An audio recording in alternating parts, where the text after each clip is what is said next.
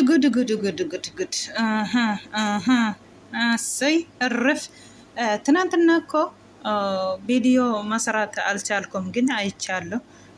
ምን መሰላችሁ? ሀይሜ ጥፋት አጠፍተሻል። ምንድን ነው ጥፋትሽ ሀይሚዬ?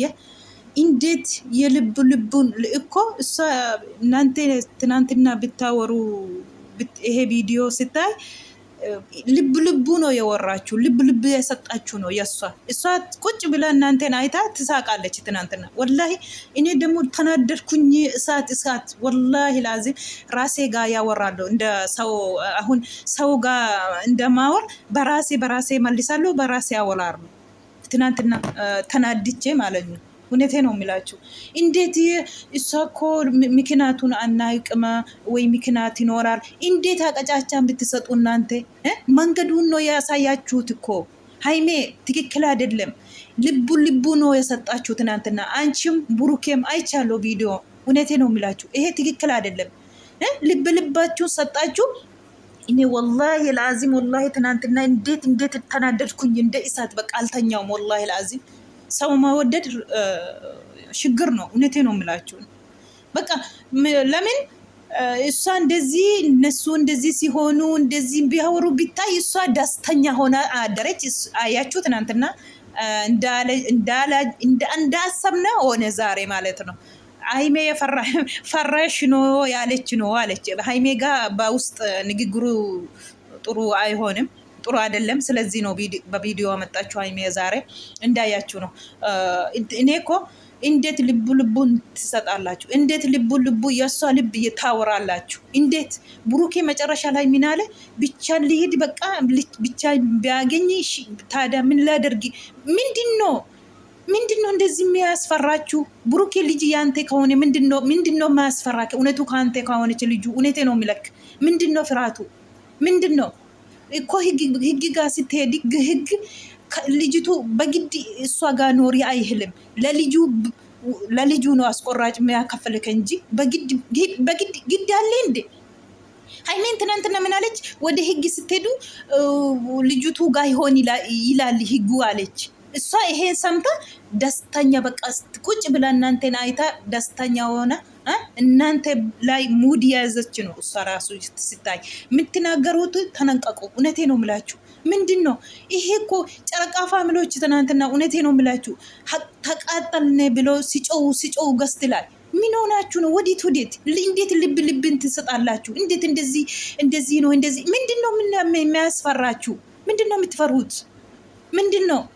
ብሩኬ ላይ ነው? ብሩኬ ብቻ ነው እንደዚህ ነገር አለ? ብሩኬ ላይ ብቻ ነው? ሁሉ ወንዶች እንደዚህ ነው። አይወጣም እንጂ ሁሉ ቦታ ቢሆንስ የሱ ቢሆንስ ልጁ ራሱ ምንድን ነው የሚያስፈራችሁ? ምንድን ነው? ህግ ብትሄዱ ህግ ራሱ እናትቱ ጋር በግድ ሆነ አይልም። ልጄን አንከባከብ ይላል እንጂ። ኧረ እባካችሁ ተው ወላሂ። አሁን ትናንትና ስለ ልቡን ሰጣችሁ። እንደ ልቡ የእሷ ልብ አስደስታችሁ አወራችሁ ሄዳችሁ። ስለዚህ ማታ እንደዚህ አንድ ላይ በትዕግስት ነው ወይስ በስልክ ደውላችሁ ነው እንደዚህ አያስፈራሽ ነው ያለች ነው። ስለዚህ እንዴት ፈራውኝ ላሳይ ነው ጠራውኝ ያለች ነው ሀይሜ። መጀመሪያ ስተታችሁ አርሙ። አንቺና ብሩኬ አንደኛ ብሩኬ የጠራች ቦታ እንዳትሄድ እምቢ ካለች ቀጥታ ወደ አዲስ አበባ ቀጥታ። እሷ እናንተ ተከተላ ለምና ዴን ወላሂ እውነቴ ነው የምላችሁ። ለምና ትሄዳለች። ሄዳ ትለምናለች። እሷ ራሱ ምንድን ነው የምትለምኑት? ምንድን ነው ለብቻ አገኛለሁ ስትል እንዴት አይገባችሁም? ለምንድን ነው ለብቻ ብታገኙ? ዴን ቀጥታ ሄዳ ችግሩን አታፍትም። እሷ ችግር መፍታት አትፈልግም። እሷ የምትፈልገው ብሩኬ ነው። ብሩኬና ብሩኬ ብቻ ነው። ይሄ ደግሞ ታውቃላችሁ፣ ሊናችሁ ታውቃል። ስለዚህ በግዲ ምንድን ነው እሷ የምትለምኑት? ሂዱ ቀጥታ ወደ አዲስ አበባ። እሷ ትመጣለች እናንተ ተከትላ። ምንድን ነው እኮ እሷን እንዴት አያችሁ ነው እንደዚህ የምትለምኑት? እንዴት እንደዚህ የምታፈሩት? አረ ጨረቃ ፋሚሊዎች ስሙን አስጠፋችሁ እናንተ። እውነቴ ነው የምላችሁ። አይዞ እናንተ ጎኒነ አትሂድ ስጠራ ምንድን ነው የምትፈሩት? ሀይሜ እንዴት እንደዚህ ትላለሽ ብሎ ትናንትና ያበዱ ነው። እውነቴ ነው የምላችሁ። ይሄ ትክክል አይደለም። አሰላሙ አሌይኩም ወረህመቱላሂ ወበረካቱ። እሸማ ሀርከፉን እንደናችሁ ሰላም ናችሁ አላችሁ? ወደ ወሬ ሄድኩኝ ጋ እንግዲህ ወላሂ ተናድቻለሁ። ጋረቢ አሬ ጅራ jechuudha. Kaleessa viidiyoo tokko argee ture na waraabuu hin dandeenye bakka lamatti hin argee jechuudha.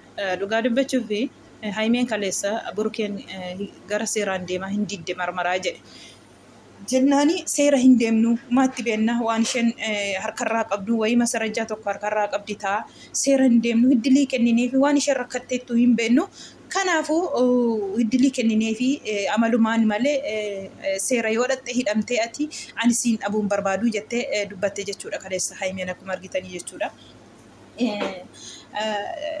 Akkas jettee biiniinis immoo maal goonaree gara seeraa deemnaa jedhe isheen immoo ani burukee dhabuun barbaadu jette. Achirratti deebe jennaan wayin burukeen sababa ishee sanaatiin burukee waa ta'u wayin immoo burukee dhabuu hin barbaadu kan isheen jettee haasoftee jechuudha.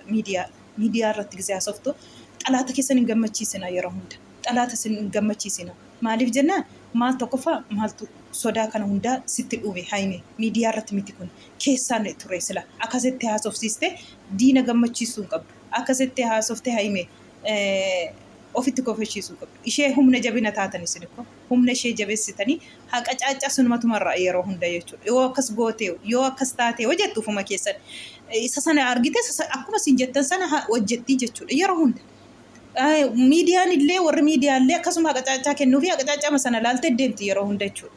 Isin immoo ofii kee kaleessa humna jabeessitee teessee isinitti kolfiti isheen dhugaa akkuma isin jette yuugaa amma har'a bilbilta jennaan sodaattee cinqamteeti miti ganaadhaa jettee jechuudha. Walitti aadataniiru jechuudha. Walitti aadannaani akkan si sodaadhu sitti agarsiisa kootu kabaja malee jettee waamteetti akkuma argitan kana achitti girriin ka'eera burukeen goototee achi ishee deemsisee diddee jechuudha. Humnaan ganaadha aniifatti fidnee kan isheen jechaa jirtu jechuudha. Kan isheen jettu marmaraa hin barbaadu jette amma burukee qobaatti argutti marmaraa bira hin deemu jette. Eddee burukee qobaatti maaliif arguu barbaaddi? Waannaan barbaachisaan marmaraa miti. Marmaraa maaliif diddi? Isheen kan isheen barbaaddu marmaraa fotoon ta'in mucaa fotoon ta'in burukee bichaa na jalaa ooluu burukee bichaan hankuwaa ta'uudhaan isheen barbaadaa jirtu jechuudha. Qobaanni jedhamu immoo waa akkuma baratan waatti gootee isaa booda burukee faayimee ciqiciqii keessa galuu burukeen ishee faana ta'a jechuudha. Girri barbaadde. Amma isheen karaa isheen ittiin dhufte sinii galeerra. Dhugaa rabbii akka isheen itti adeemtu akkaataa isheen itti adeemtu sinii galee duraani waa xus gootee kaatii haayimeen girri dhumtii buraa wajjiniin wal loluu buraa wajjiniin wal fixuu jechuudha. Amma inni sun dhibee jechuudha. Kara hundaanuu haayimeen itti cuftee jechuudha. Mucaan kan saati hin taqabbaliin siin dhiisee otooti jirtu otootichi jirtuuti dhufee naan asiitii na wajjiniin taphachaa ture na wajjiniin akkas ta'aa ture jechaa turte jechuudha. Akka jaalallee irraan taqabballee booda rakkina keessa galta jechaa turte jechuudha. Isa sana dhageenyee fi haayimeen taqabbaltee jechuudha. Gaafa isheen taqabbaltu injiraa teennaatti toonaallee ingidi bagiddi na wajjiniin ta'a jettee jechuudha as baatee jechuudha.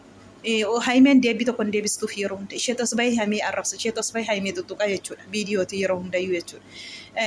Kanaaf akka durii haimeef buraa wal loluu dhiisanii karri itti cufame kara hundaanuu mucaan haasaa yoo ta'e anna taqabbala homaa miti jettee jechuudha.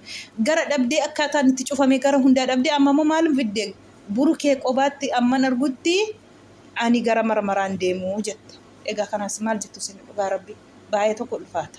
Wallaahi rabbiin jireenyuma keessatti dubartii akkasii rabbi sinirraa qabu. Dhugaa rabbi dubartii akka kana rabbi namarraa haa qabu. Kun nama balleessitillee ofillee balleessiti namallee balleessiti ufumaallee dhugaa rabbi akka namni waan hin taane haasafu nama gooti jechuudha. Dhugaa rabbi dubartiin kabaja qabdi. Dubartiin ikkoo uumama kabaja ofitti wara. Tokkoffaa akka waa samaanii yaarraa qabdu wayiin akka abbaa manaa kee ta'ee wayiin immoo akka kabajaan manaa baatee heerumte.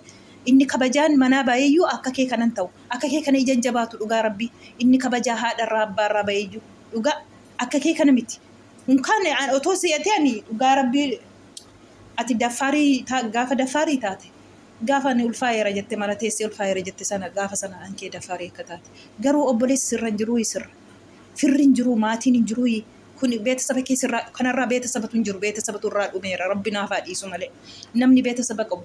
Ollaayyuu sodaata ollaayyuu saalfatu kan maatii ofii haa turuuti dhugaa rabbi yoo gadi baate waa tokko godha jette ollaan kosummaannaan jedha wayin immoo maatiin koo sun maannaan jedhaa jedhe namni nama wallaalu namni qaanfata.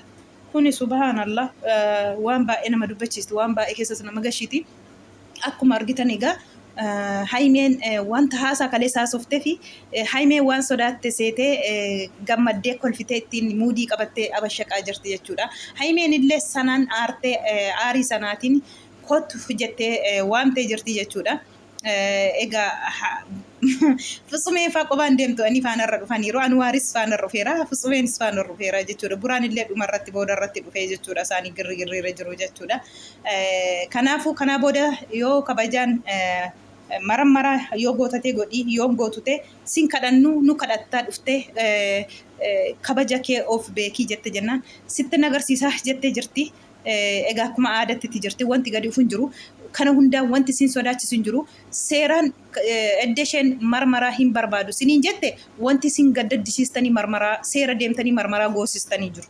Abbaan ugaa barbaade dhufee kootuu marmaraa goona siniin jedha. Kanaafuu jala deemtanii wanta sin kadhachiisu wanta lamaan maxxanii sin qabdanii haimeenis immoo as baate akka nama kaleessaa baay'ee tokko sitti aareen jira haasitti haasofte haasaate haasofte kanaan inni isheen deebitee ittiin muudii sitti qabattee jechuudha. Dhugaa rabbii akkas jechuun qabdu jabaachuu qabda malee diina gammachiisuu otoo hin ta'in diina irra aanuu qabda malee gammachiisuu hin qabdu.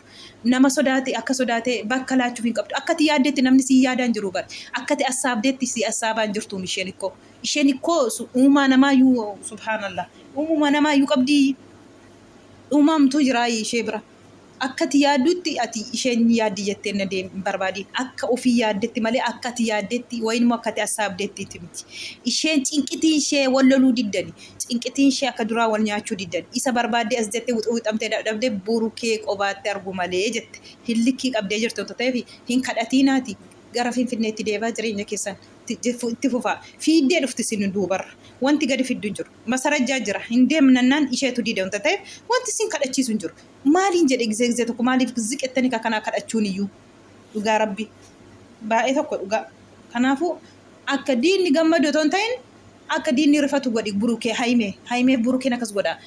Viidiyoo namarratti illee deemtanii yuutuubii namarratti axxanii naasayina no duwwaatina biiniin illee hin soba faanarra jira ishee faanarra jira wal quba qabu hin kijiba biiniinis hin amaniina sin namni hin jiru sa'aatii kan namni jiran jedhiina sin nama amantanii ta'e burukeen keessumaa amoonuma gara laafinuma kee bishaanummaa kee bakka ati hallayyaa si buusuu barbaadu si fakkaatanii burukee yeroo hunda kan dhugaa rabbi gorgaadii sii qoffatu si wajjiniin fakkaatanii. Kanaafuu eenyumaan hun amanii sa'aatii kana eenyumaan hun amanii walli qettee bakka isheessi waamuu dhiisteetoo isheen maal fiddu samaayii kana sitti galgashoo jette hin deemiin bakka isheessi waamtetti qobaa kee haimee yoo jiraatte malee akkasiin wal dadhabsiisuun dhibamu yoo toloo didde giddiin dhufu fiiddee dhufti duuba keessanirra.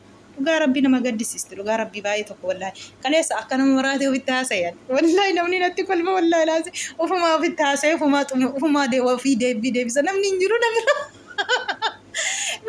gaafa miidiyaa kana taatanii dhugaa rabbii kabbaadeedha dhugaa rabbii wallaahi laazim nama yoo nam tokko jaallattan cinqamtu akka mataa keessanii walitti cinqamtu dhugaa rabbii cinqitii nama sana arguun barbaadan. Ani kaleessa cinqitii burukeef cinqitii haimee gizeen arge dhugaa rabbii inni irba malee bule hin gubadde baay'ee tokkotti maaltu kana isaan cinqame haa cinqamtu isheen ofii ishee diddee kabaja diddee kadhatanii diddee duras deemnaan diddee ammas deemnaan diddee miti qaxxitaa gara Finfinneetti hin deebatu buraate qaxxi jedhe hankan ishee kadhatuun qabu giddiitiin maqaa qulqulleeffachuu qabdaati laazimiidha.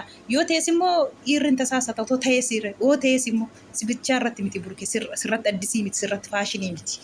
Ila dhugaa rabbii isheen hin qaanfanne dubartii qaanfata ture sila wallaahi baay'ee tokko nama gaddisiisti. Maali kana ishee kadhattanii fi akkaataa isheen kaleessa gizee dhabe wallaahi asiillee lakki seeran deemnu.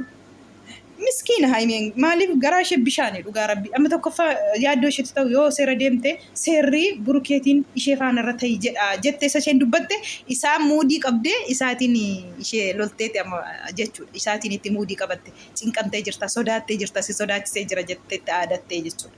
Kanaadhaan jabaachuu qabu malee diina karabaanee waan gara ofii keessa jiru gadi baasanii hunda haasa'u miti haimiyye qabachuudha iddoo taasan qaba qobaatti gadi baafattee hanaasoftu malee miidiyaa irratti xalaata irratti kan akkasiin haasa'e lammaffaa inshaallah rabbiin الرسنا دانس والله مكنيا شرنيا أسادي ربي سن الرافق جيس طلعت سن جدو قليس أدان سن باسو أكسي في هالكني قويا بقول لك وفرو ربي سن الراحة قبو إن شاء الله الرمضانتو وانا كسيتي ومتقالي متقشتي